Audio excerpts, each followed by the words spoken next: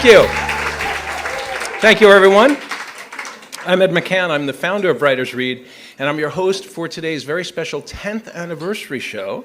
Writers Read gives voice to the stories that bind us, and for 10 years, we have created memorable experiences for you, our guests, our YouTube viewers, and for the writers whose work we feature, whether they are established or emerging, because at Writers Read it is all about craft and the ability to tell an engaging personal story. The stories we feature on stage, our YouTube channel, and our podcast, and our printed anthologies, and we have the first anthology we've printed since the pandemic, which will be on sale after the show. They all feature stories at a maximum length of 650 words, so that's 2 double-spaced pages, translates to a 5-minute spoken word frame.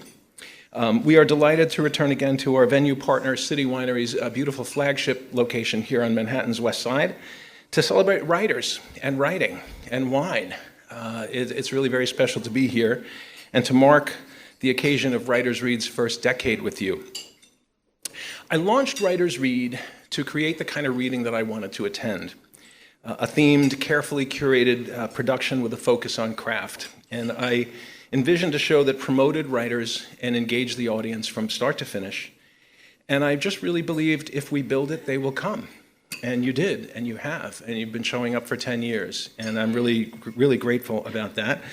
When I look out over our audience during a live event, I see faces, I see people who are engaged, they're rapt, they're just so focused on the stories that we're telling.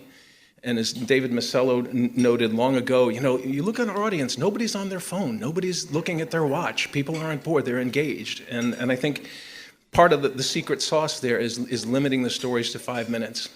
And there's not a lot of room for fat when you're trying to create a story with an arc in a 5-minute frame. And so the work is tight and clean and curated, and I'm so proud of what we are building.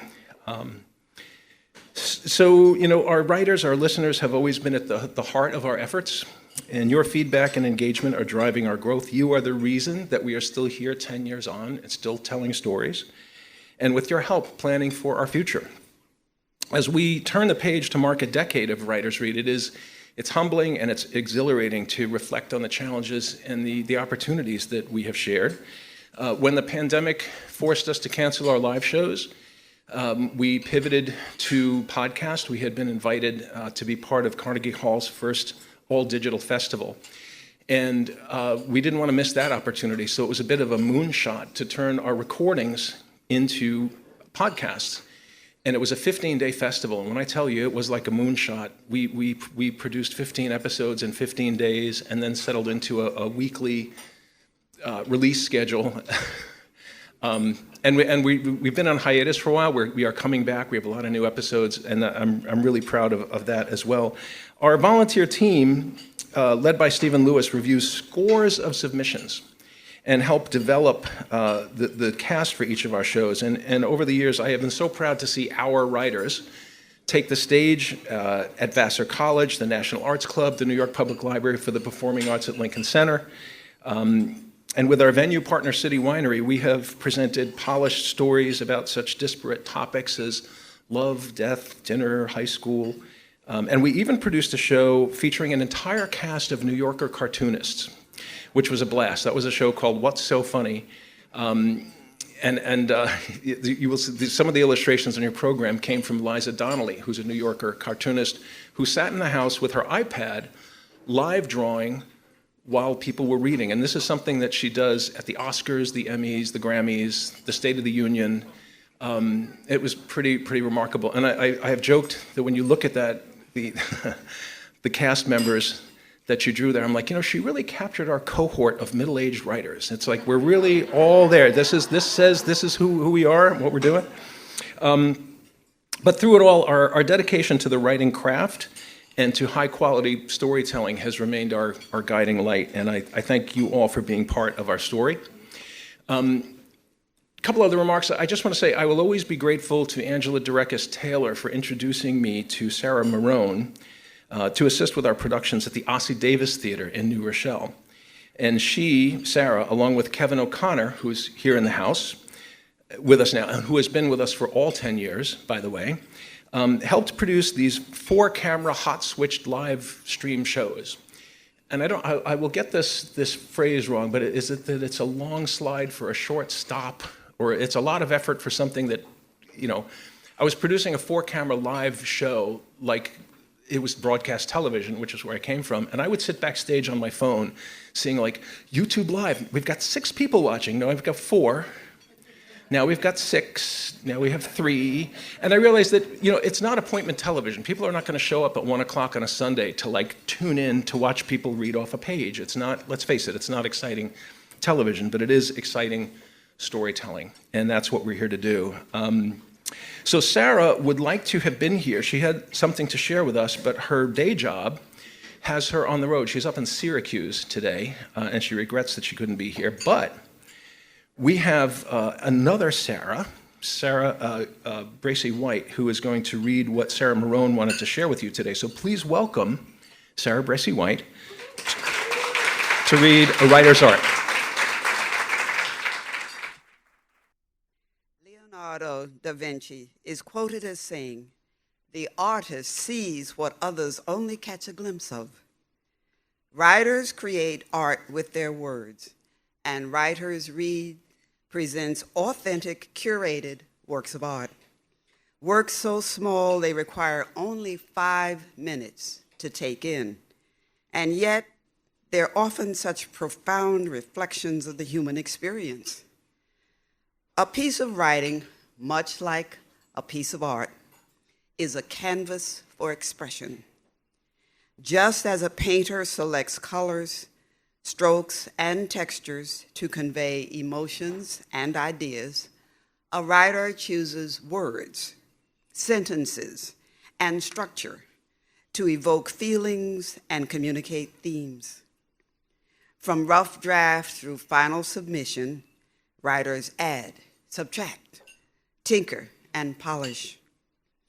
The work accepted for Writers Read shows may be further refined with an editor, then again during rehearsal, an hour before it's performed on stage. For me, seeing writers present before a live audience, many for the very first time, is to experience the entire life cycle of a story. Storytelling is what sets humans apart from all other creatures on earth. Stories can shape nations, set narratives, provide context. Stories also have the power to bring us together. And that's what they do at our live events. Writers and guests who often arrive at City Winery as strangers get acquainted at shared tables and during our post-show receptions where many friendships have been sealed. It is so satisfying to highlight the fine work of those writers whose work we feature, some of whom are at the beginning of their careers. It's also interesting to hear how a story is told, to learn what it means to be a writer, and to see how it's received by those listening in the audience. Writers Read is a growing community, and not just for writers. Congratulations, Writers Read, on 10 wonderful years. I'm excited to see where the next decade takes us, and I thank all the supporters and volunteers who help us serve our mission. The artful glimpses of life presented on our stages are the moments I remember most. And I'm so honored to be a part of an organization providing a canvas for artists who paint with their words.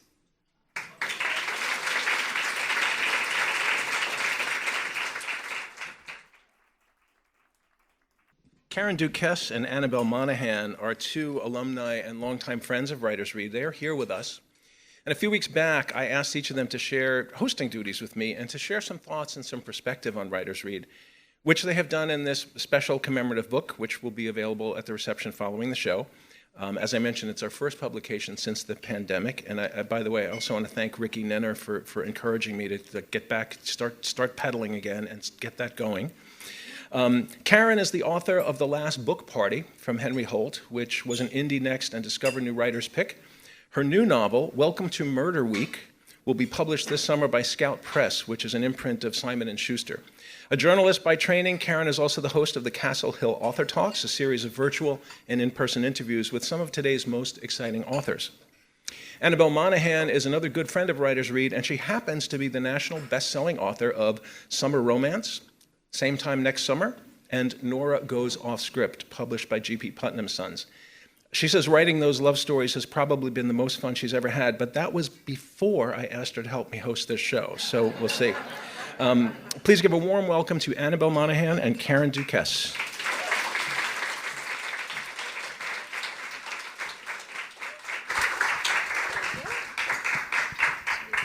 Welcome, and thank you so much. What's this again? Jeez. For being here tonight to celebrate. I'm so happy that this has been going on for 10 years. Congratulations, in particular to Ed, who makes all of this magic happen.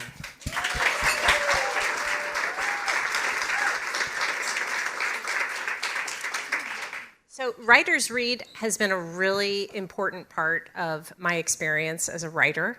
I have met so many writing friends. So many of them are reading here tonight. This is where I met Steve Lewis, who we are honoring tonight. This is where I met Karen Dukess for the first time. We had our meet cute at this exact spot. We met, we were both reading. She didn't like me. She was very intimidating because she was so funny. Okay. I had to borrow her phone charger. She loaned it to me, and the rest has been history of best writing friends. Karen credits me with giving her the courage to write. I credit Karen with giving me the courage to write.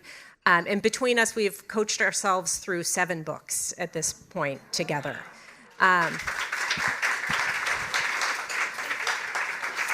But, the truth is that writers are weird, lonely people. No offense to any of you, but we spend a lot of times, we're in our head, we are alone, we're pouring our heart out onto the page, we don't know how it's going to be received. And the first time that I ever read at a Writers Read event was the very first time that I realized how important that was to me to receive something back from a reader. I read my first piece. It was about playing board games with my son. And in the middle of reading it, someone laughed in the audience. And I looked up. I was like, what? What? I couldn't believe it. And it was then that I was hooked. It's that kind of magic that happens here with every single show. You'll see it here tonight. Every show feels special and different and will be impossible to describe when you leave. But they're magic. It's very fitting that we are celebrating 10 years of Writers Read tonight, and that we're also honoring Steve Lewis, because it was Steve Lewis who introduced me to Writers Read. And a quick little helpful hint for anyone who's been dragged along here by a friend and isn't really familiar with the Writers Read cohort, the white-haired gentleman over there is not Larry David. That is Steve Lewis, our honoree. Raise your hand.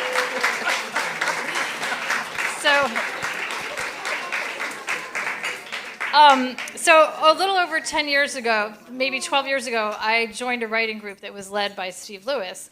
And I was extremely nervous about writing, like heart-pounding, about sharing my writing. Sort of heart-pounding, palm-sweating, nervous when I would share it with this small, friendly group. And for several years, I wrote in this group, and I didn't share my writing with anybody else. No one in my family, nobody. But at the start of each semester, Steve would ask us all to make a declaration of inalterable intent. And in the beginning, mine were like really lame. Like, I'm going to try to think positive about writing, or I'm going to try to write almost every day, maybe. But a couple years in, I made a declaration. I said, I'm going to go public with my writing. I felt like it's time to get my creativity out of the closet. And Steve said, I know just the venue. Writers Read had recently started. I think there'd been one, maybe, event. And I've been working on a piece about my dad's final months in hospice. And Steve suggested I shorten it and submit it to Writers Read. And a couple months later, I was standing in front of a podium at this lovely space in Chelsea in front of a charmingly retro radio microphone that I'm sort of sad is not here today. Ed, you should bring it back. And I only read for 5 minutes, exactly 650 words, because Ed, I think, made me cut the extra 3. But it was transformative. It was really the first time that I stood there and claimed my voice as a writer, my vocation as a writer. And it was just incredibly empowering. And over the next few years, I did a few more writers' reads, and I continued to make declarations that became a little bolder, that I was going to turn some messy pages into a novel, I was going to finish the novel, and then another one, and another one. And those are 3 novels that I know would never have existed if not for Writers Read and Ed. So in addition to saying congratulations to Writers Read and Ed, and everyone who works on Writers Read and who participates, and to Steve, I want to say thank you.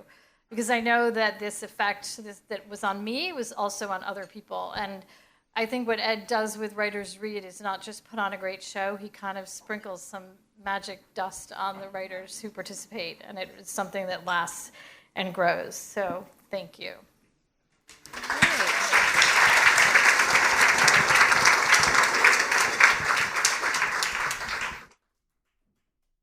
In case you decide to bring some of that magic dust home with you, there are books available. So the number 10 has a significant meaning for us today, but it's a perfect 10. It marks a threshold. It's a perfect score. Earlier this year, as Writers Read was trying to decide how they were going to celebrate, Deborah Freed finally said, why don't we just do what we do best? Why don't we put together a spoken word show, bind it into a book, and give the people what they want. So this is what you want. There are copies available of all of the essays that you'll be hearing today. They are $20. They're available as you leave. And there are enough copies, believe it or not, for everyone to buy 6. So please do that.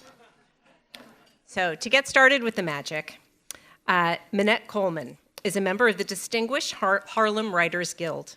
She's the daughter of a newspaper reporter who grew up in Atlanta, Georgia, where as a young adult she wrote entertainment reviews for the Atlanta Daily World. While majoring in drama at Guilford College in Greensboro, North Carolina, she appeared in several productions and was a frequent contributor to the college newspaper.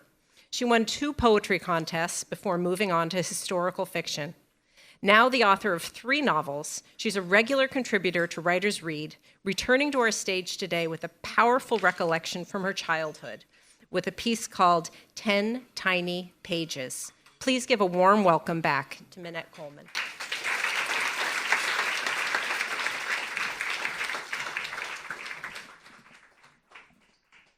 Early one steamy southern morning in the 1960s, my father returned from Reedsville State Prison and the execution of a black man convicted of raping a white woman. Mama had begged, "Don't go," fearing for his life and that of the colored cops with him. Wanting to be a journalist like him kept me awake. My dad and his police retinue shut down a local bar before he got home around 3 a.m., his shirt and tie damp, slurring his words. I had never seen my dad drunk, and he was rambling about what happened. This not yet cub reporter needed to hear everything about the execution. Ignoring Mama's orders of back to bed, while she and my burly cop godfather dealt with him, I made Dad a cup of instant coffee, black, arriving in the parlor as Uncle Howard said, they let us in, but they wouldn't let us see the execution. My father was furious.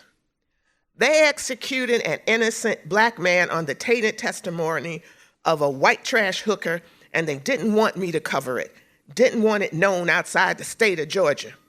He sipped his coffee, adding, but it will. Originally, the woman claimed her attacker was a tall, light-skinned Negro. The gospel singer arrested and executed was short and dark. Southern justice didn't care what black man paid for this crime, but times were changing.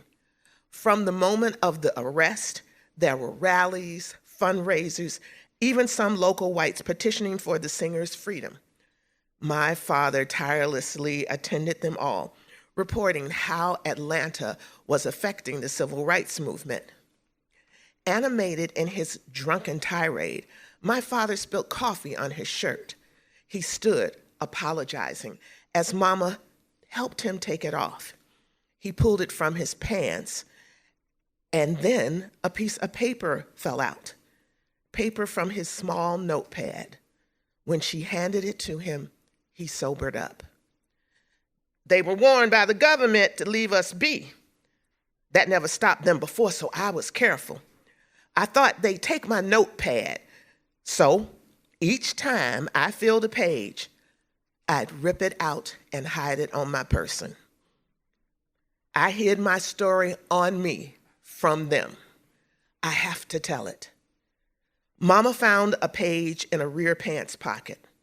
Uncle Howard pulled a couple from the lining of his jacket where he had loosened a thread just enough to slip them in. He hid a page in each sock, and I found some in his hat, sweaty but still legible. From a pad the size of his palm, my father produced 10 tiny pages of notes.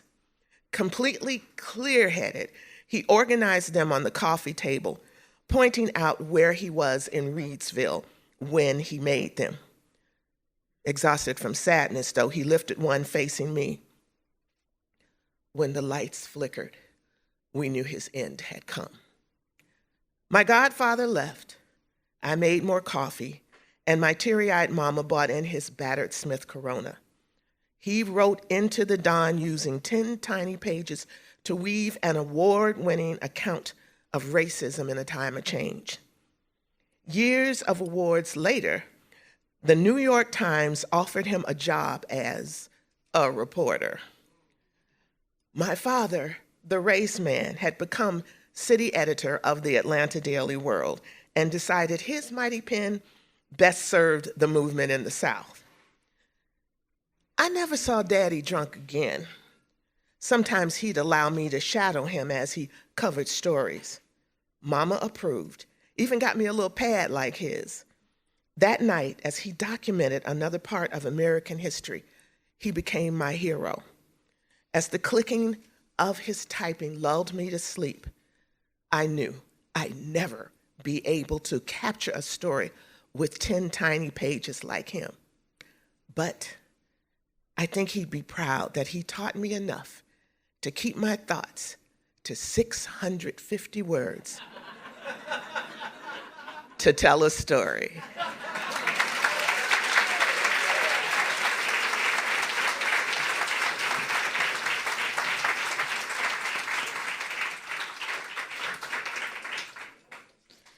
John Pielmeier has been entertaining audiences for decades in the theater, on film, and television, as well as through several novels, including Hook's Tale and The Locked Door.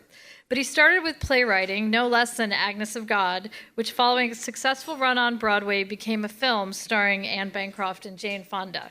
Since then, John has had a number of plays on Broadway and more than 25 film, television, movies, and miniseries produced. His stage adaptation of The Exorcist played in London's West End before touring the UK, and he's won, in alphabetical order, Cammy, Christopher, Edgar, and Gemini Awards, and was nominated for both an Emmy and a Golden Globe. He traveled from his home in Garrison, New York today to share his childhood impressions of a set of rules he calls the Big Ten. Please say hello to John Pielmeier.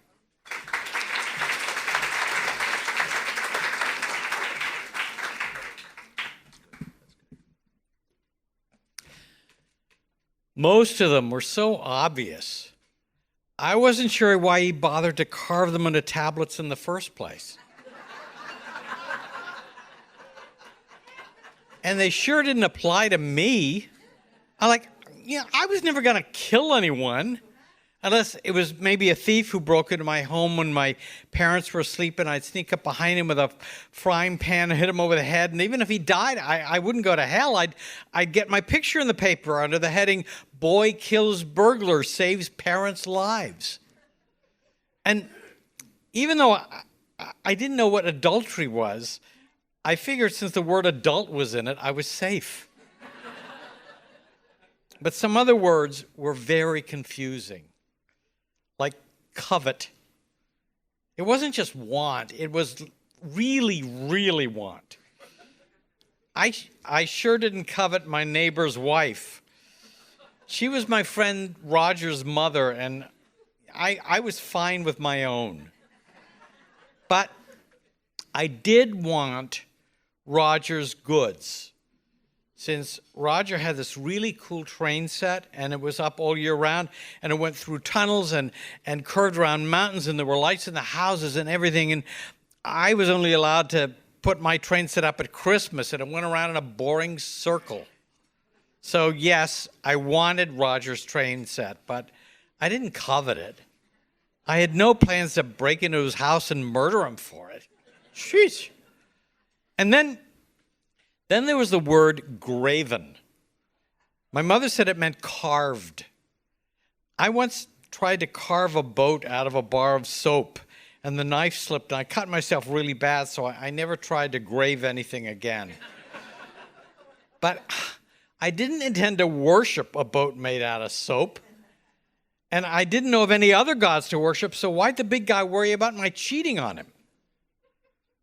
And I never took his name in vain, since shit and hell and damn didn't have anybody's name attached, and I hardly ever used them. Besides, I had nothing to be vain about. And I always remembered the Sabbath.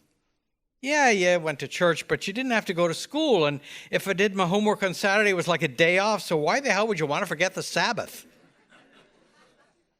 I didn't bear false witness, which Mom said meant lying. And okay, once my sled ran over a neighbor's rose bush and broke it, and I didn't say anything about it. But that night, I couldn't sleep, and I burst into tears, and I told my mother what I did, and she said I had to go to the neighbors and confess. And when I did, they kind of shrugged like it was no big deal. But I didn't lie. And I never stole anything, except once when I shoplifted a pack of chewing gum just to see if I could get away with it. But it was worth, what, a nickel? I'd burn forever for a nickel? No, these 9 never got me into trouble. I mean, if one of them said, "Thou shalt not fight with thy sister," that would have been a problem. But God didn't have a sister. The only hard one was the one about my parents. Yeah, I honored them, sure. I would have killed a burglar to save their lives. But my mother said honor meant obey. Above them was God, and the president probably came next, but the bosses I had to deal with every day were Mom and Dad. The only way I could avoid obeying them was if I swore to some false god I carved out of soap that I'd worship him forever if he protected me when I stole a gun from Roger's mom and killed my parents on a Sunday after committing adultery. Whatever the hell that was. Sheesh.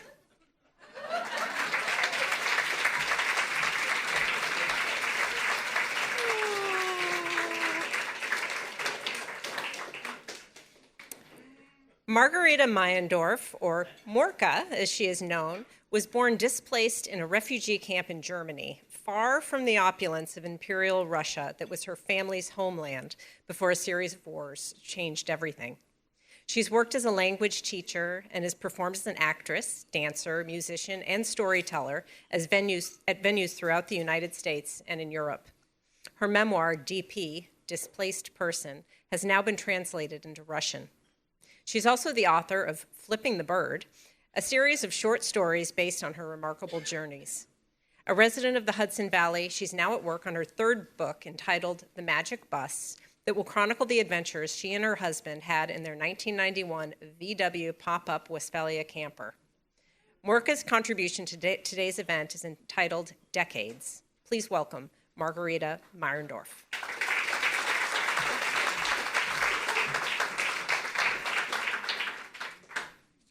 Decades.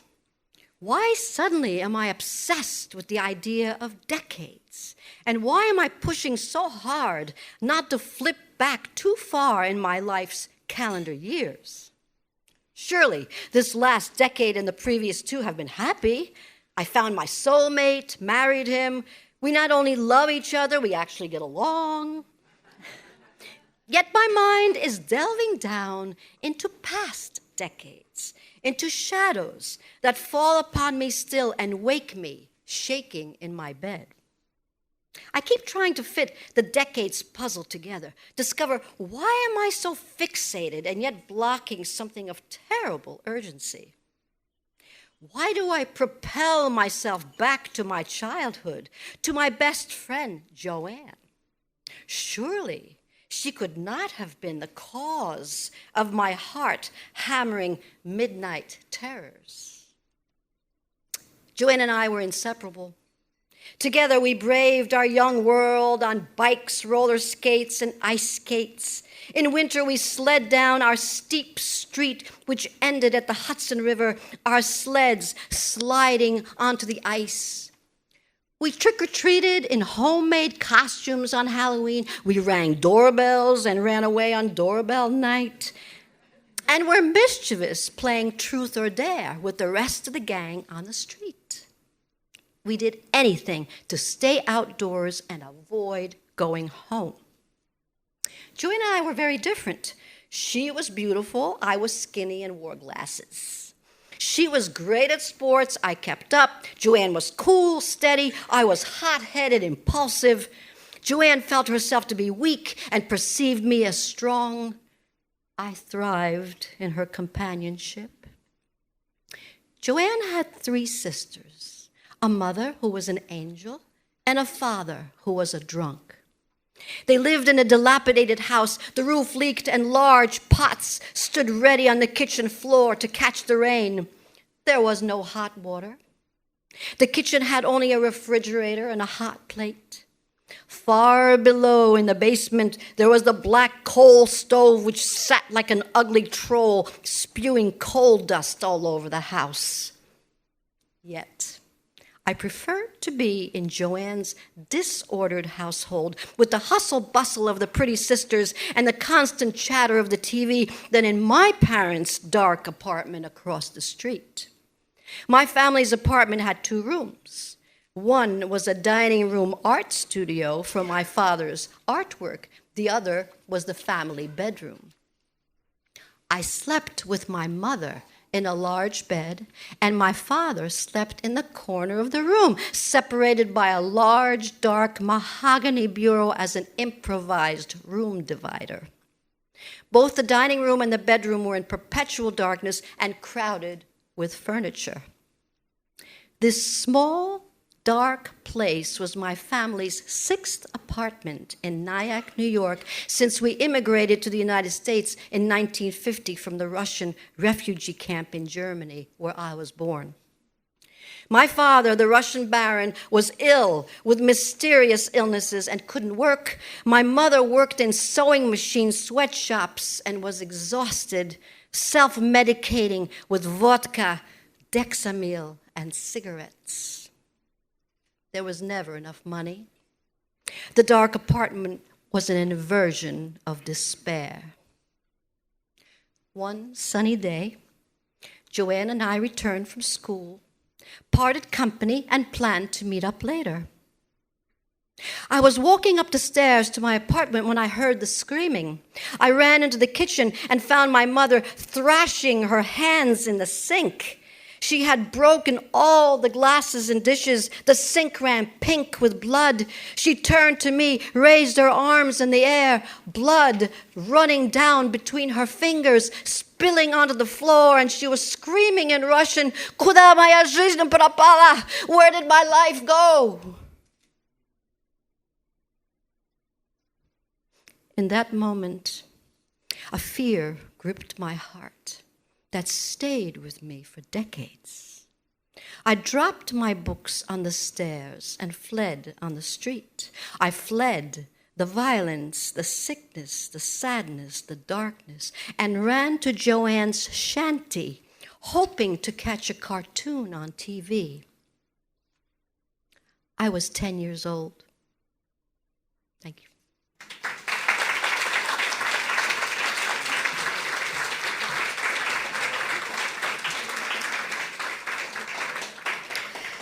Margie Holt is a Philly girl who fell in love with New York City as a student at NYU.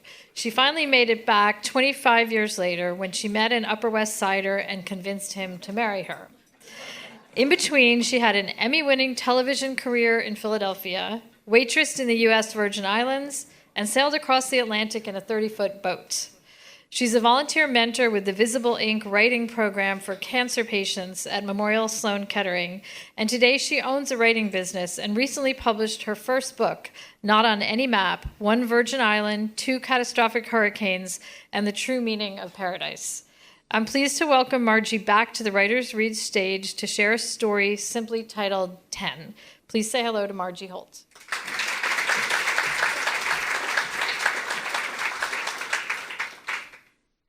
It was 1976 when Romanian gymnast Nadia Comaneci scored the 10 that made Olympic history.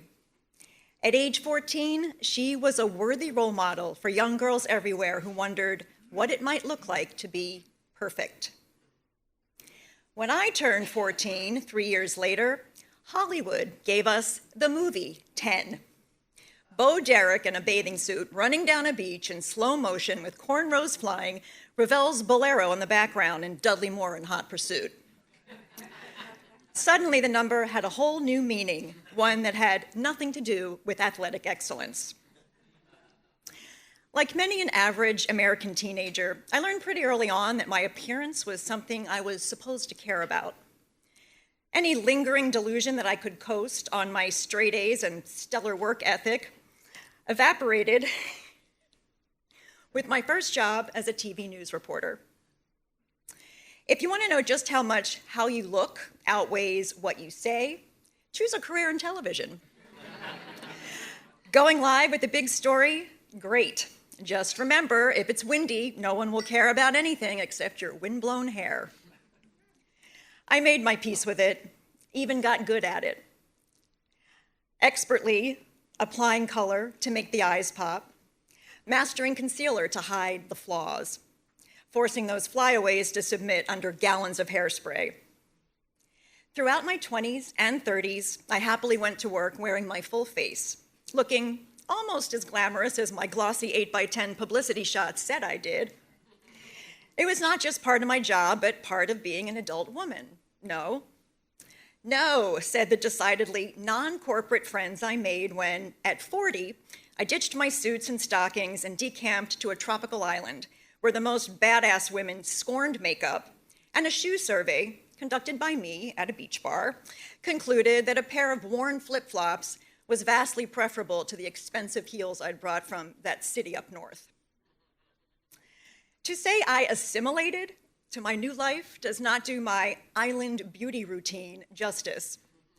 Mere months after transplanting my ready-for-primetime self in the Caribbean, most of my outfits were stretched out beyond the boundaries of any recognizable trend. My colors were faded and my whites were gray. My blow dryer was MIA. I got a job as a waitress and moved into a still under construction apartment, what the locals referred to as a chateau, with a $1 million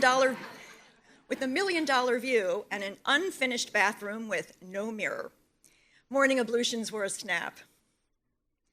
Living by that crystal blue sea, I had hair tousled by salt water and skin sun-kissed right up to the level allowable with proper sunscreen.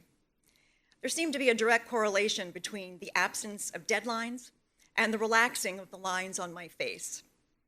I didn't need a mirror to know I was radiant.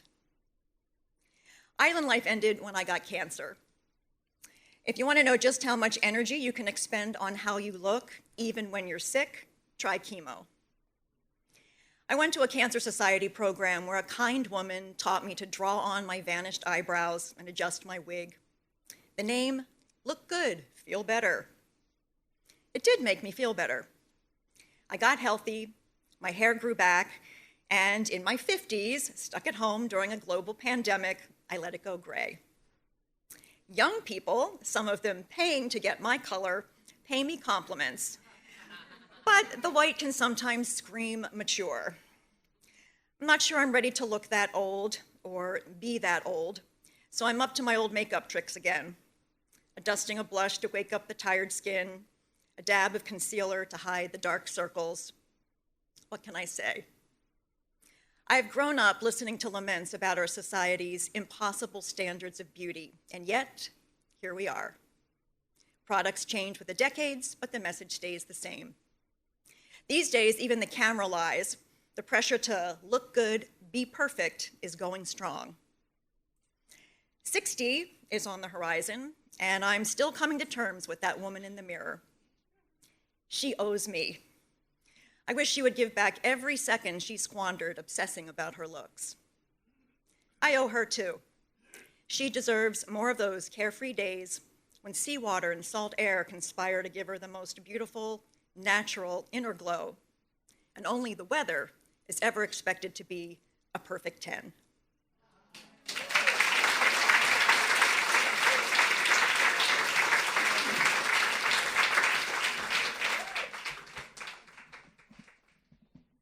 Nonprofits consultant Susan Ragusa has been enormously helpful to me and to Writers Read since our early days, and she's offered lots of valuable advice, once telling me, when you ask for money, you get advice. When you ask for advice, you get money. Well, I'm here to tell you that Writers Read needs both. We need money to fund our mission, and we need talent on our board and in our committees to help steer the bus. We are a 501c3 arts nonprofit with a mission to create performance opportunities for writers, and it does cost money to do what we're doing, and we do need some. We have built a great model that sustains a flow of strong literary work and enables us to give voice to the stories that bind us, creating memorable experiences for our guests with events like this one. With our podcasts, broadcasts, even our publishing projects, we are excited about the opportunities ahead as we work to scale up, to attract more writers, more listeners, more readers, more followers, and to make the work of the talented writers that you are experiencing available to an even wider audience. A portion of the ticket that you purchase for today's event does flow through to us from City Winery. You have an arrangement with it. We split part of the door. But the funds that keep our wheels turning come from you. They come from our donors and our friends. All of you in this room are stakeholders in our success, and your tax-deductible donations are an investment in the mission that will pay dividends all year long for writers and guests. This does not come easily or naturally to me. You know, it feels a bit like banging a tin cup, and that's not really what this is. This is inviting the people who care about what we do to make an investment to enable us to keep doing this. And so that it would mean a great deal to have help in whatever way that you can manage. Scanning the code on the back of your program or on the green banner in the gallery will take you to the donation page on our website. Another way that you could really help is don't leave your program behind. Take your program with you. Share it with one writer or reader in your life whom you think will care about what we're doing, who might be interested in contributing, in appearing on our stage, in helping serve on a committee. We have open seats to help with marketing, with finance, with governance. We are a very small team doing a very big job for 10 years. But we're really hopeful about the future and hopeful about the possibilities that are ahead. And I just want to say that if you have room or time to serve on a committee, it doesn't mean you have to join a board and attend a lot of boring meetings. You can contribute in just the way that you wish to share the expertise that you have to help us grow. And we will be grateful for your gifts of time, talent, or treasure. And we do need them all. So that's my pitch, and I thank you all for being here today. We're going to pause now for 15 minutes for the servers to take food orders and refill your glasses. And when you hear this bell, that is your cue to head back to your seats for the second half. And for those of you who don't know, I grew up with this bell. I'm the youngest of 6 children, and this is what my mother would call us out the back door, like call us to dinner. And I'm going to tell you, if she had to ring it a third time, it was not going to be good for you to come. So I'm just going to ring it once, and you'll know what that means. Come back, because we got to clear this room by 3 o'clock. So do come back for the second half of our show and more great stories. I'm Ed McCann, and this is Writers Read.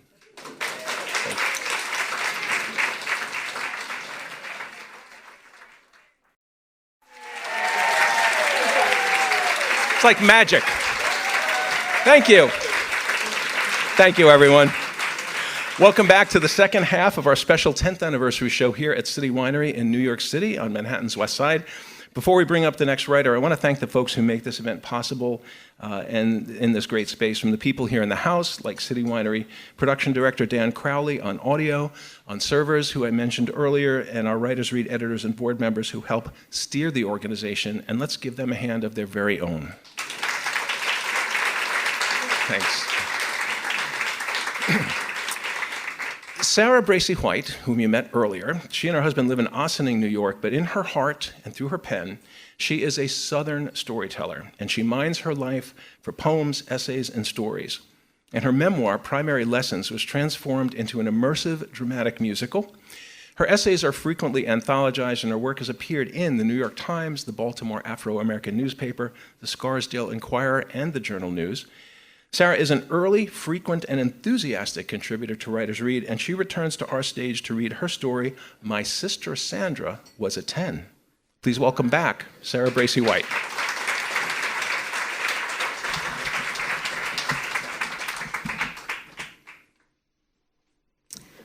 To me, my sister Sandra was a 10, long before the actress Bo Derek was crowned with the title. When I was a skinny 13-year-old trying to hide my eczema-covered, nail-bitten hands, Sandra was a beautiful, confident 18-year-old senior at our high school. She was smart, a majorette with the school band, had an angelic singing voice and a dazzling smile. Everybody liked her, even the boys in my 9th grade class. One asked me whether I'd look like my sister when I grew up. Little did he know that was my fervent dream. Where Sandra had curves in all the right places, I had none. Where my soft, fine hair frizzed from the South Carolina humidity, refusing to hold the press from a hot straightening comb, Sandra's thick black hair grazed her shoulders and lay in soft curls around her blemish-free face, emphasizing her Cleopatra eyes. My narrow hips, skinny legs, and skinny arms shamed me whenever I saw a full-length photo of myself. Our 2 older sisters and I knew that Sandra was our mother's favorite, but we felt no rancor. She was our favorite too. To her, I was just her annoying little sister who tried to imitate everything she did. I even copied her handwriting. But because I understood the strain our mother endured as a sole caretaker for 5 children, I obeyed Mama's strict rules. Sandra, strong-willed and fearless, flouted every rule our mother made. She also loudly voiced her disagreement with those rules and took, without complaint, the swift punishment that usually followed. I muttered my disagreement in the confines of our clothes closet. Boys came to our house on Sunday evenings in shifts to sit beside Sandra on the sofa, ostensibly watching the Ed Sullivan Show while our mother kept a watchful eye over them from her nearby bedroom. One boy drove 96 miles from Charleston to Sumter every Sunday just to sit beside Sandra and chat for an hour. Seemed to me she didn't like him any better than any of the other boys who pursued her. When Sandra was voted prettiest girl in her senior class, I cheered. But Sandra's beauty carried with it problems I did not want. She loved parties and good times with friends, no matter what the price. As soon as she escaped our mother's watchful eyes, she spiraled from being valedictorian of her graduating class to failing her freshman year at Howard. When I asked her how she managed to fail every course, she said she never went to class. Instead, she went to every party in D.C. Despite everything, I still loved my sister. I even lent her my entire allowance the last time I saw her. Later, I eavesdropped on furtive telephone calls between our mother and my older sisters while they discussed Sandra's pregnancy and refusal to name the boy who had gotten her in trouble. They sent Sandra to a D.C. home for unwed mothers until her baby boy was born. She gave him up for adoption. After that, I didn't see Sandra for many years. When I did, she was still a 10, with a handsome husband and 2 beautiful little girls. One summer, several years later, as I lay on a blanket on a New Jersey beach, finally brave enough to wear my very first bikini, a young man paused and stared at me. I tried to ignore his stare. Finally, he came over and asked, "Are you Sandra White from Sumter, South Carolina?" "Nah, I'm her baby sister, Sara," I answered. "Wow, you look just like her," he said. "How is she?" When I answered, "Fine," he laughed loudly and said, "I'm sure she is. She was always fine." I couldn't stop smiling after he walked away. Someone had mistaken me for my beautiful sister, Sandra. Finally, I felt like I too was a 10.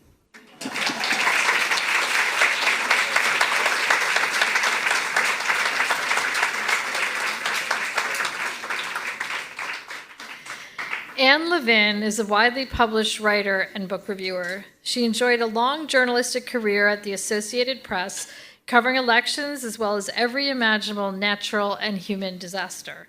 Originally from Western Pennsylvania, Anne traveled north to Smith College for her undergraduate studies, south to the University of Texas for her creative writing graduate degree, and finally opted for the east, that is, New York's Upper East Side, where she and her husband now live. Anne's work appears regularly in many literary journals, and I'm pleased to welcome her back to our stage to read her story, Top 10. Please welcome Anne Levin.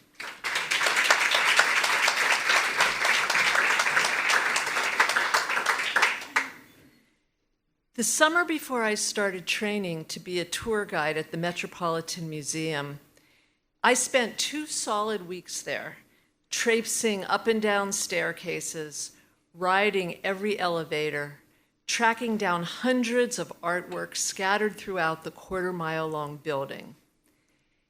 It was called a treasure hunt, and it was supposed to be fun, but to me, it was stressful.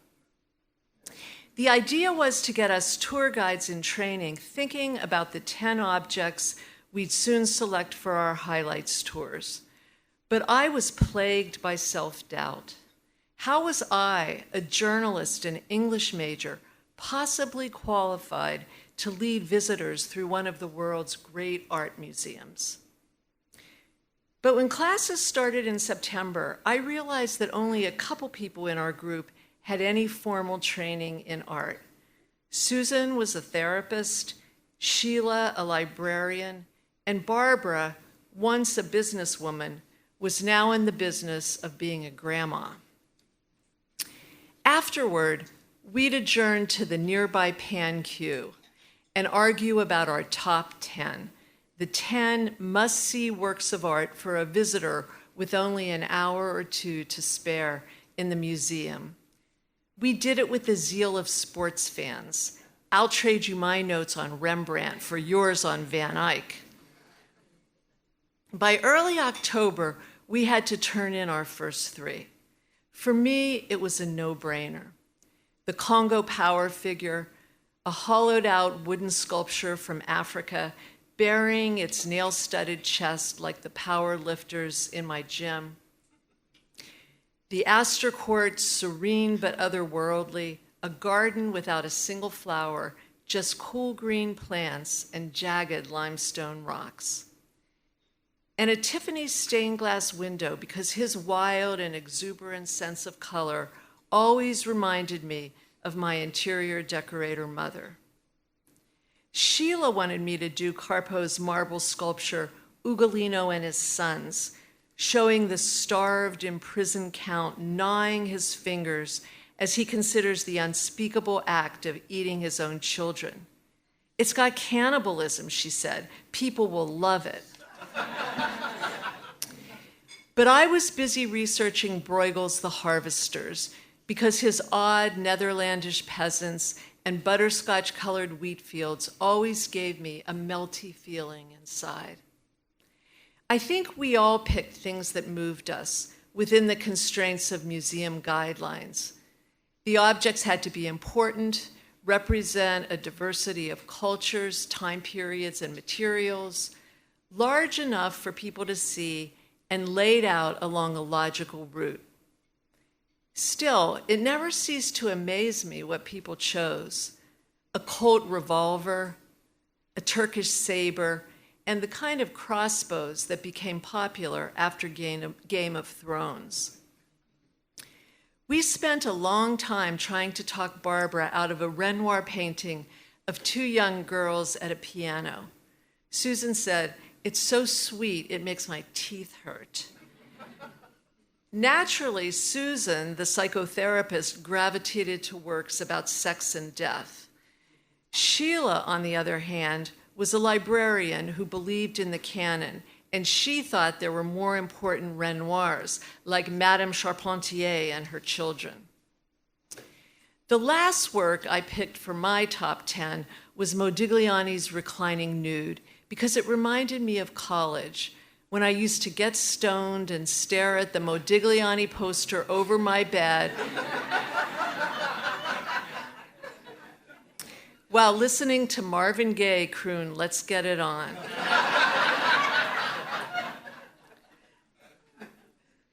We practiced over the summer, and by the time the next September rolled around, the words to my top 10 flowed like lyrics to a song. But every now and then, imposter syndrome came flooding back.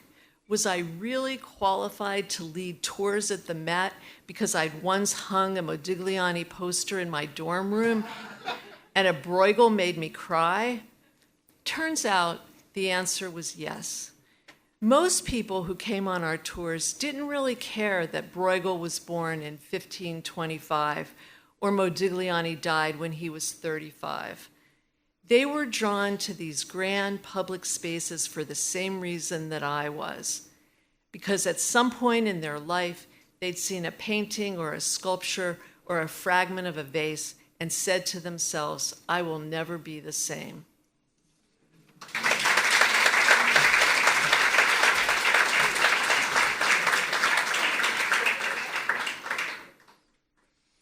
Hunter Klein is a Brooklyn-based writer, producer, teacher, improviser, former Little League umpire, and hopelessly romantic New York Jets supporter.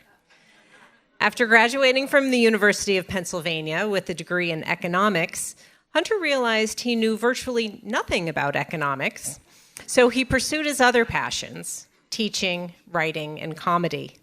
With compatriots at the Upright Citizens Brigade Theater and the People's Improv Theater, he's performed throughout New York City and recently wrote, directed, and acted in a musical fiction podcast series entitled The Story of Heidelberg, which earned him a Silver Award at the National Audio Theater Festival. The story Hunter crafted for this show is called Lanes, and you'll soon hear why. Please say hello to writer Hunter Klein.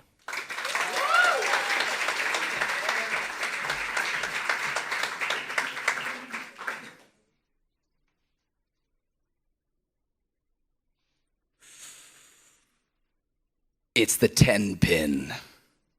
Back, stage left, aboard the oily precipice over which too many rocks have already been hurled. A matador, an eye of Sauron, a remaining canine of a punch-drunk boxer who sneers and, eventually, swallows.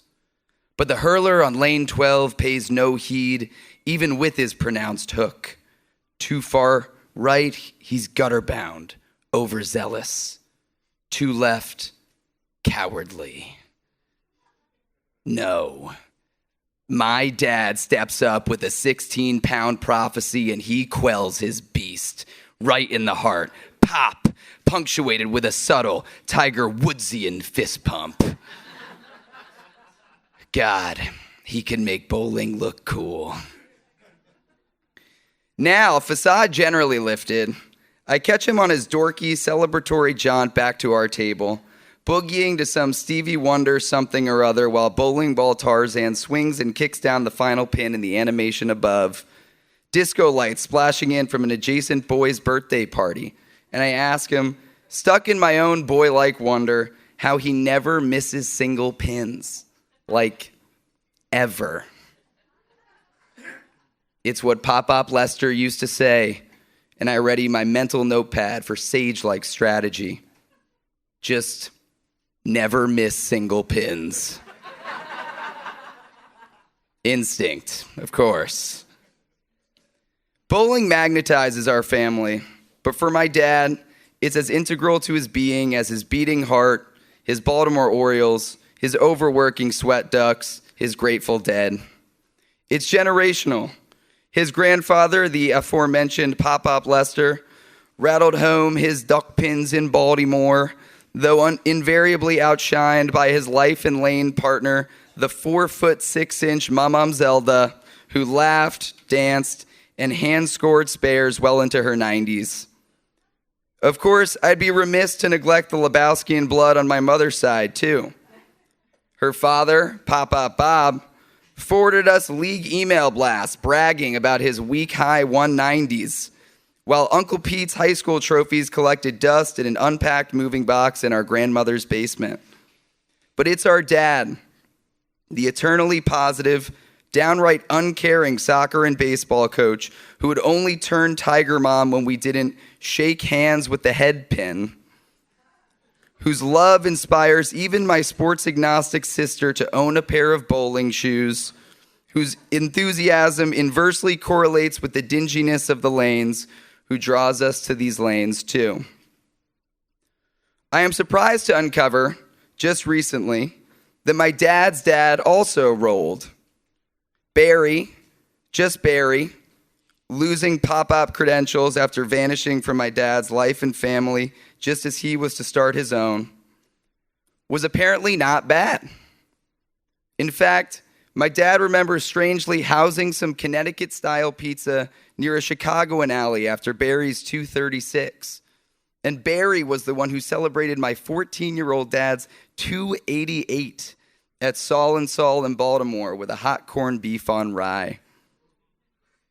He wasn't always a bad dad, he tells me, flatly, for the first time ever. Not an ounce of insincerity in his voice. And yet, he disappeared. Bitterness kept him from my parents' wedding. The lone time I did see him, eulogizing at Mamam Zelda's funeral, significantly shorter and stouter than my psyche had projected, a duck pin in his own right. He and my dad bumped into each other in the bathroom, prompting awkward recaps and reminders of our names. With the same flatness then and now, my dad stated that he was driven to be a good dad because of him. There's an intention, a consciousness, less so than Lester's 10-pin. And now, at the same age and stage my dad was when his relationship with his own was severed, I shamefully worry if it's possible to be as good as him without something to knock down. Later that year, my dad and I are welcomed by Eagle Rock Lanes, our de facto home turf, after our beloved highway bowl nearly collapsed from asbestos the year before. Inexplicably, just us. It's a special day, not just because it's Father's Day, but because with my back-to-back turkeys, it's the first time I break 200, and it's the first time I beat my dad. A clutch spare in the 10th seals it, and I turn to find my defeated opponent, pride loudly and unabashedly spilling out like a promise delivered. I pump my own fist, do my own dorky jaunt, and exhale easily for the next frame.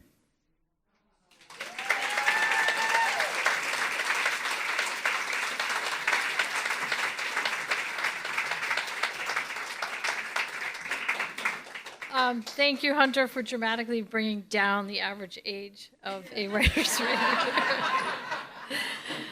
Daphne Gregory-Thomas spent 45 years living and working as a high school educator in New Jersey and New York.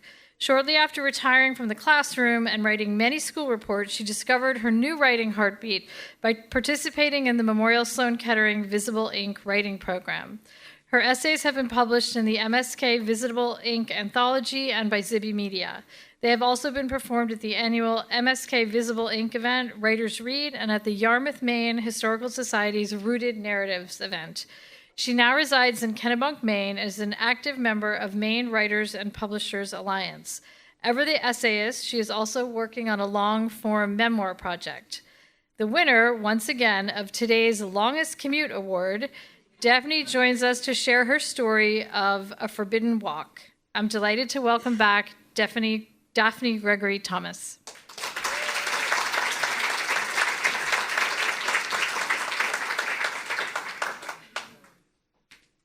I'm 364 days into my 9th year. The seeds of rebellion are taking root with each step of a forbidden walk. He and I are breaking every rule we know, told many times over in the 2 languages spoken in our respective homes, Greek and broken English.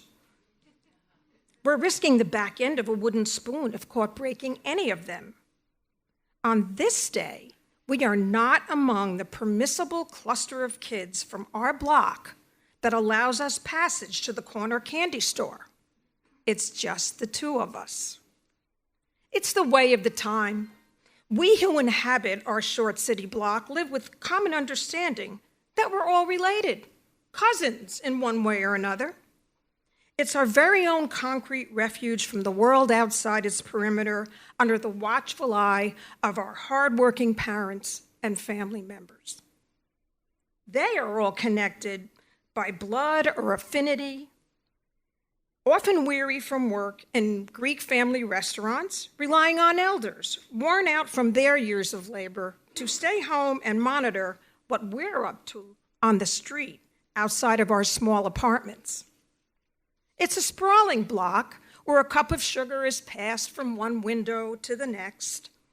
The only thank you necessary is a piece of freshly made baklava.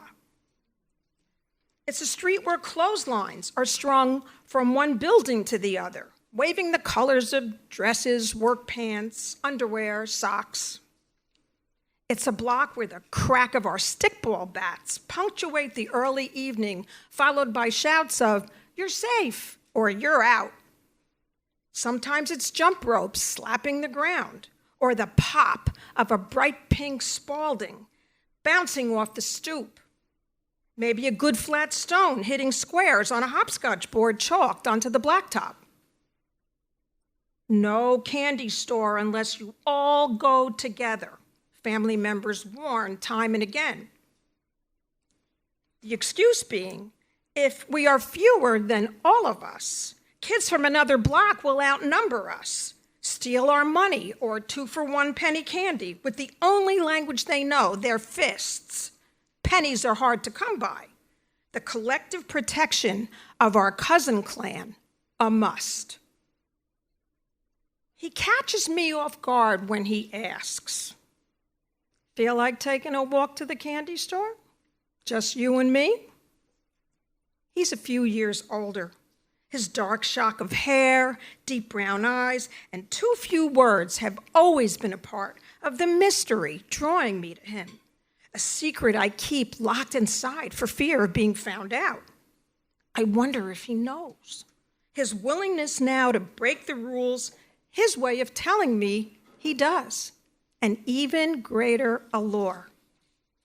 In truth, we are very distantly related and not sure how, but the risk feels right to both of us. more delicious than the small brown bag of candies we anticipate once we reach the sweet shop. The late day air has turned cool, but the copper pennies in our hands feel hot to the touch.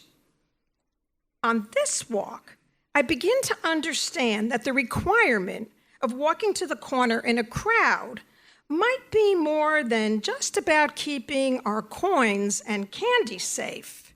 Something inside tells me that one boy and one girl on the edge of a moment like this are considering more than just a bag of sweets.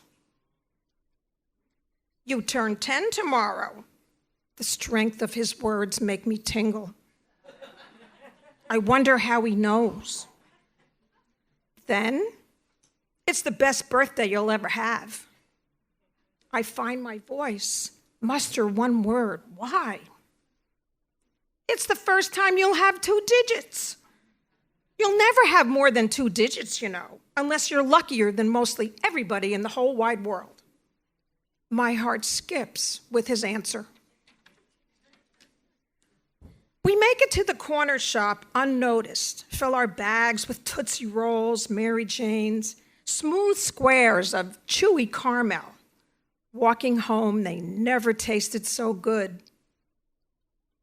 We never do get caught taking that forbidden walk alone to the candy store, but we are caught by some other unnameable thing. The next day, when I turn 10, I know I'm in love with the boy who told me of the importance of 2 digits, who over 65 years later continues to celebrate each 2-digit year I get out of this life. We may never make 3 digits, but we are luckier than mostly everybody in the whole wide world, still walking together after all these years.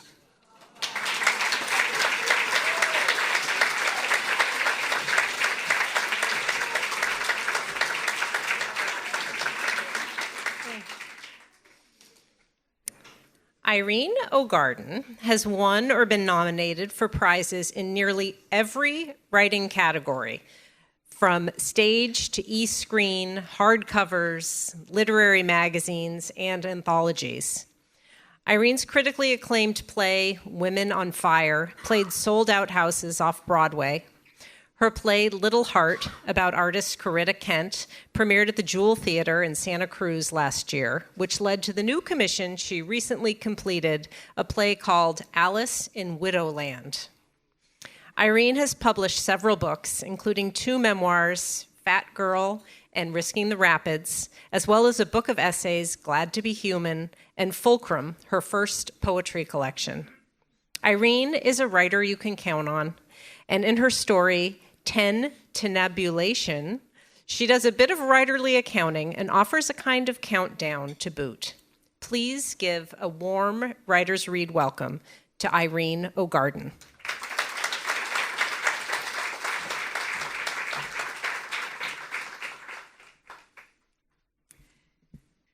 Ten is literally one of the first things we grasp.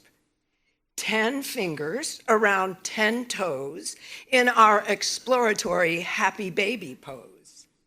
Then applause and huzzas when we learn to count up to it. Later, we learn the coin trick. A nickel may be bigger, but it ain't worth a dime. And those 2 together inspired the very Ben Franklin I was learning about in 4th grade to start his very own store. The friendly 5 and dime we went to on vacation.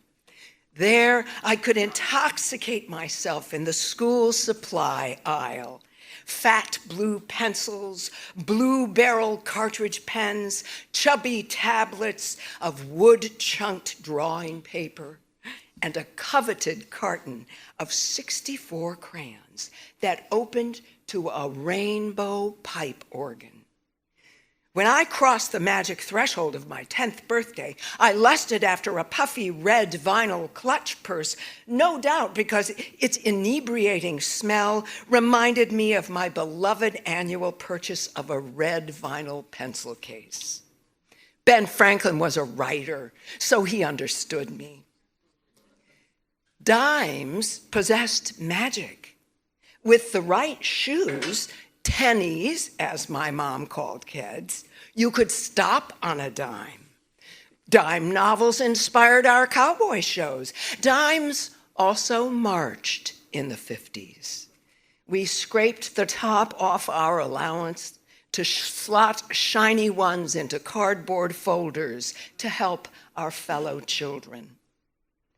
Time is thin as a dime and spins even quicker.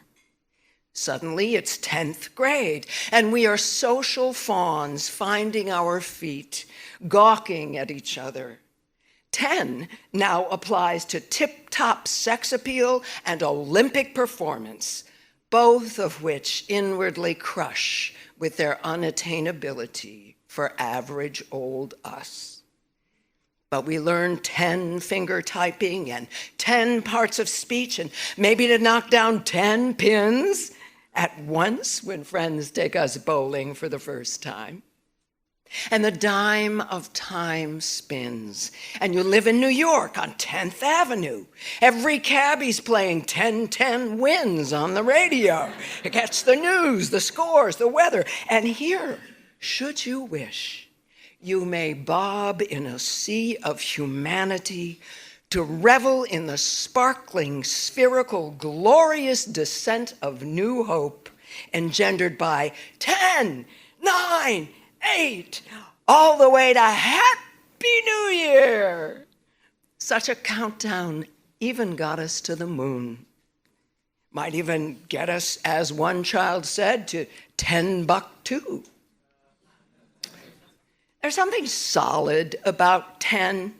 Firmly divided into decades, each 10 is an achievement. We name our history in 10s, each a vivid image, the 20s, the 30s, the 40s. And we name our lives in 10s, our 20s, our 30s, our 40s. And the dime of time spins, and it's our 10th anniversary, at which John and I renew our vows. Not that they needed it. And those anniversaries have now had their 20s and 30s and 40s too. The dime of time is never fully spent, for new spins begin. 10 years ago, a marvelous twirling of words began, and today we honor a full decade of the vigorous, heartwarming, and fervent literary commitment that is Writers Read. This beautiful creation has enriched thousands of people, myself included. I could wax poetic for a few more pages, but it's Writers Read. So, here are the top 10 things I love about it. 10, the limited word count. 9, the camaraderie of the writers. 8, the guaranteed laughter. And 7, the windows into the heart. Thanks to 6, the quality of the writing. Thanks to 5, the quality of the volunteer reading staff. Occasioned by 4, the kindness of everyone associated with Writers Read. Thanks to 3, Ed McCann's love of writers and the spoken word, necessitating 2, the sweat and schlep concealed by his glow, and Richard Colath's twinkle, to bring the number one thing we love about Writers Read. Lovely living writers together with lovely living audiences. If I could, I'd play that on a rainbow pipe organ with Ben Franklin at my side.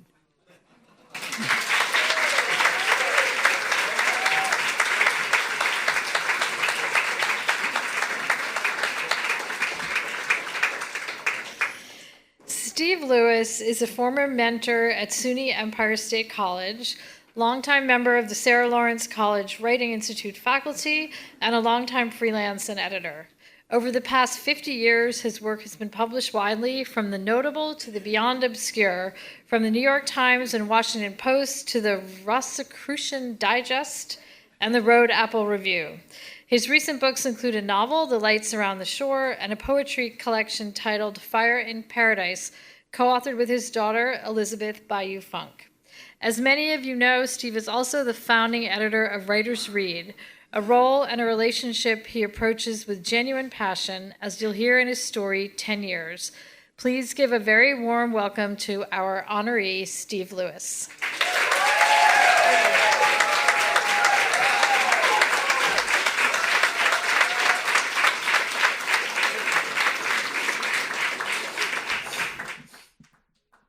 Because I have no patience for mawkish trick endings, let me offer up the spoiler right away. This essay is not about the unbounded love I feel for my family, the loves of my life 10 times over.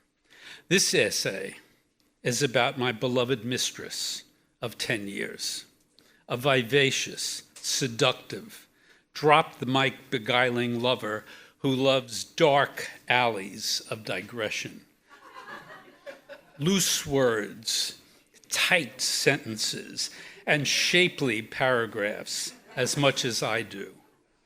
A lover who knows a good story transcends everything prosaic and unsexy and transactional in this tawdry quid pro quo world. Writers Read, my squeeze on the side. As I've learned over 10 years of helping to curate shows at Writers Read, expressing affection might be the most challenging kind of writing, especially if your intention is to avoid sticky sentimentality. And so here I am, staring slack-jawed into a screen slowly filling with vowels and consonants bumping up against each other like horny teenagers, as I try to come up with a combination of words and sentences that express affection for the past 10 years of delightful trysts, public and private, with my coy mistress.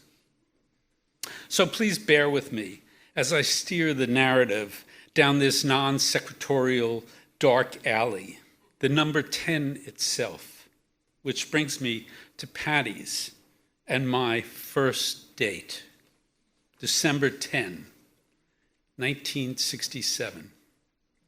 The two of us are sitting in a crowd of latter-day hipsters at the factory on West Gorham Street in Madison, Wisconsin, waiting hours for the great Otis Redding and the Barkays to finally show up, unaware that their plane had plunged into icy Lake Monona. I'll let that sink in for one moment. Despite what far too many people might assume about bad omens and the alchemy of attraction, 57 December 10ths later, Patty and I are still together, still in love, which in turn brings me to the point of this digression. Although no one died at my first tryst with Writers Read at the Cell Theater on 23rd Street in Manhattan on June 14, 2014, it was clear that very few in the appreciative audience imagined our affair would last 10 days, much less 10 years. Indeed, the dalliance has not only lasted, but thrived, finding more ways than are listed in the Kama Sutra to keep the initial flirtation alive and fresh. And as happens with longtime lovers, I have learned a thing or two about loving and writing from my mistress along the way. 1. Eric Siegel's famous line from his silly 1970 book, Love Story, is as wrong-headed as celibate St. Paul's schmaltzy epistle to the kind of love that only exists in Nora Roberts novels. Which is to say that in looking back at a decade of heartening rendezvous at places like the Cell and City Winery, it's quite clear that as an editor, I have been too often impatient, sometimes unkind, occasionally jealous, randomly boastful, now and again arrogant. And in now taking stock of the past decade, I am certain that love always means having to say you're sorry.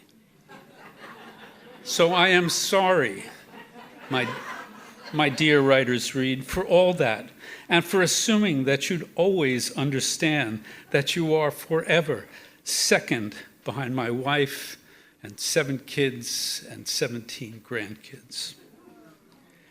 2, as I sit behind this pixelated confessional screen of my own making, I see clearly that saying sorry is meager compensation if it isn't accompanied with words of love. So here they are. I love you, writers read. I have loved our stolen Sunday afternoons with every syllable of my being. I have loved the editorial meetings with my dear red pen colleagues, Ed, David, Rhonda, Lisa. I have even loved reading through the thousands of submissions that have come our way, trying to find the ones that make words lift magically off the page. And I have occasionally loved, well, let's use our words carefully, Steve.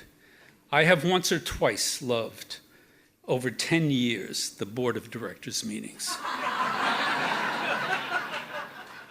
I love you, writers read, because words matter. And because, as everyone at Writers Read knows, the right words matter 10 times more.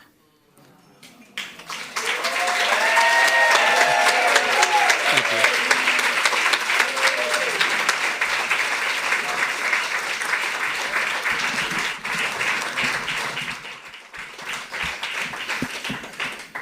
Part of what we're doing here as part of our 10th anniversary celebration is acknowledging, honoring, and embarrassing Stephen Lewis. That's what we're here to do. Though he seeks no accolades and is undoubtedly mortified by the attention, we at Writers Read are so grateful for the opportunity to acknowledge his talent, his kindness, his generosity, and his important contributions to this fledgling organization. You'll read more about him in the book. Did I mention this book? That's for sale, that we have outside. But by my calculation, since our launch in 2014, Steve has read, reviewed, rejected, accepted, slashed, tweaked, and polished something like 3,000 personal essays. We've presented about 600 on our stage, and he's still doing it. And throughout his career, Steve has been both mentor and mensch, a teacher, friend, and a coach to countless writers, one of whom is Kathy Curto, who's had a long association with both Steve and with Writers Read. And as we speak, Kathy is teaching a writing workshop in Italy, and so the nuggets of wisdom that she contributed to this special celebration will be performed by writer, actress, and another frequent Writers Read contributor. Here to speak Kathy's words, please welcome Anne Casapini.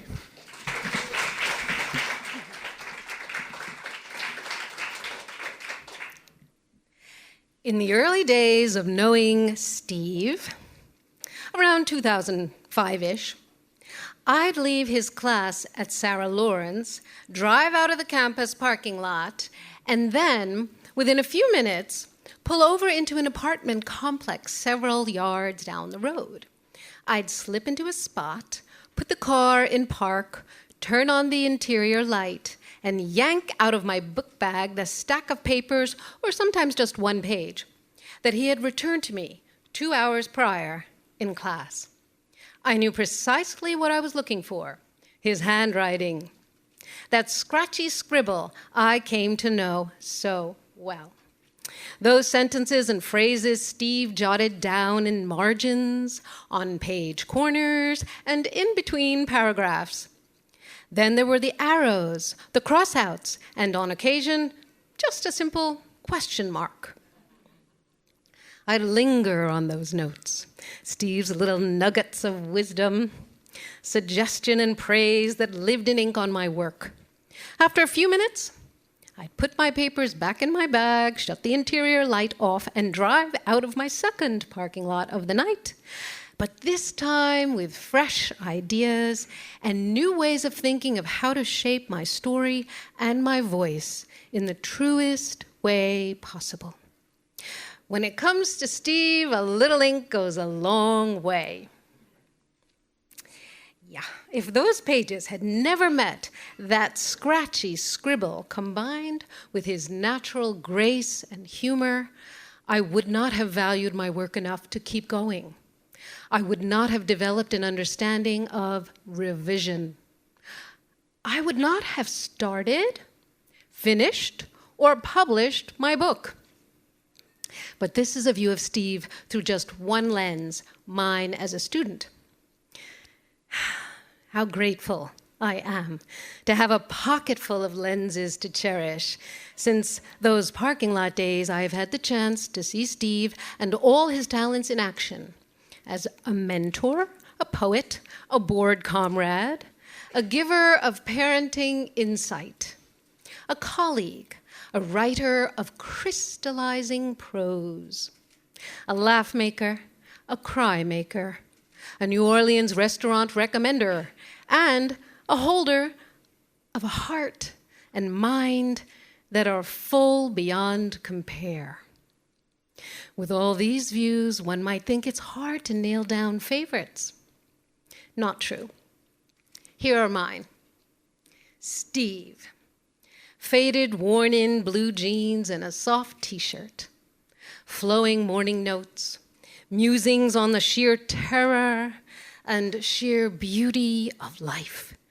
Ones that cut through the BS and teach more than 1,001 textbooks ever could. Musings that go on to become poems, books, and kick-ass text messages. Steve, sand dollars, birds with colorful pointy beaks, and the sounds of Bruce Springsteen close by. A simple notebook, or fierce fingertips tapping on a laptop.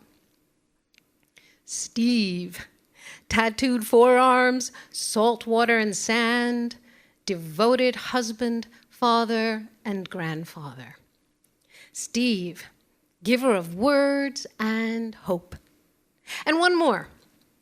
Steve, Stephen Lewis, scratchy scribble that cracks open doors and says to this writer, go ahead, go right on in and keep that pen moving. You belong. You can do this.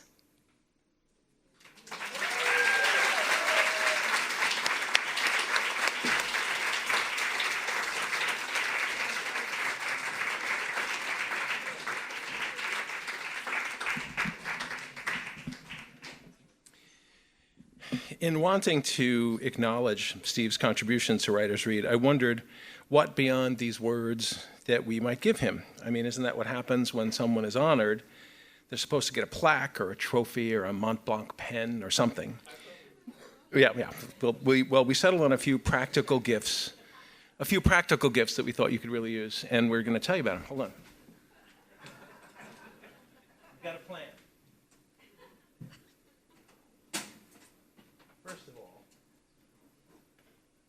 First of all, we have this bag here. So first, because we know that one of your favorite things to do is to lounge on a beach, which he does, and he does that very well, we got you this solar power bank, which you can park in the sand, right, next to your cold bottle of Corona. And so when the battery level on your device drops, you can just keep reading more submissions because the sunlight is going to power, right? And it's also, right? So, and because really, how long can you just gaze at like dolphins and pelicans and grandchildren in the surf? You know, when you could keep working. So. Is this live? Hello? Yes. So we also have Steve and Patty, when they're not at the beach, they live in the Hudson Valley. And there's some talk that they are constantly under attack by bears. I haven't been there lately, but we have this high-powered flashlight for you, actually recommended by the New York Times Wirecutter. Oh my gosh. So that And it yeah, it works. Wait. Oh, jeez. It's incredibly It's powerful. really something. So that you can go out there and run around in your PJs and fight those bears for your trash. And blind them. Blind. Okay, so when you're reading the next 3,000 submissions, we don't want you to get dehydrated, and apparently you don't drink enough water. So we got you this tacky Yes. water bottles. Yes. But there's nothing that says on it it has to be water. So it's a That's right. liquid holder. That's right, and it will help you maintain your hydration goals, Stephen, because there's markers here, like, hour by hour, that you know how much you're supposed to drink. But the other thing we got you is a bottle of Writer's Tears, which is Irish whiskey, which it is said that, and this is copper pot Walsh whiskey. It is said that this was the preferred whiskey of Irish writers because when they wept whiskey. That was the idea, Writer's Tears. But it's really important, Stephen, that you never put the contents of this bottle into this one. All right, you got that. We're going to put it here in the back. What else do we have here? Since we know how much you like to dress formally, we got this black tie outfit for you, a Writer's Read polo shirt, and matching hat. Right. Also known as... So that would be swag, and that's limited edition embroidered high-quality swag for you right there in this bag. And because really, in truth, Steve is no more than just a 20-year-old hippie, we got you this fabulous tie-dyed shirt to wear in your off hours, maybe on the beach, maybe with a Corona, while you're reading your submissions. Right, and finally, Stephen, here's a gift certificate to Fish Camp on 11th, one of your favorite restaurants in Port Royal. Let's call it dinner for two, or dinner for six, depending on what you do.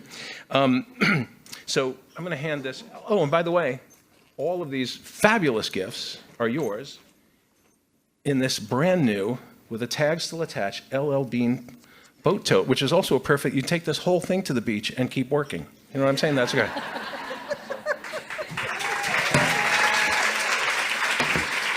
Stay with me.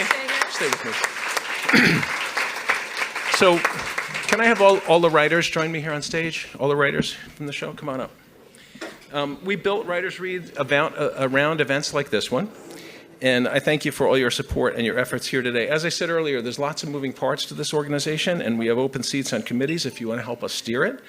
You can talk to me or one of our board members at the reception if you're interested, and you can always email me with thoughts, suggestions, ed@writersread.org.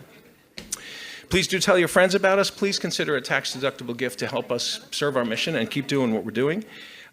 Please do take your program with you. Share it with one writer. That will be huge.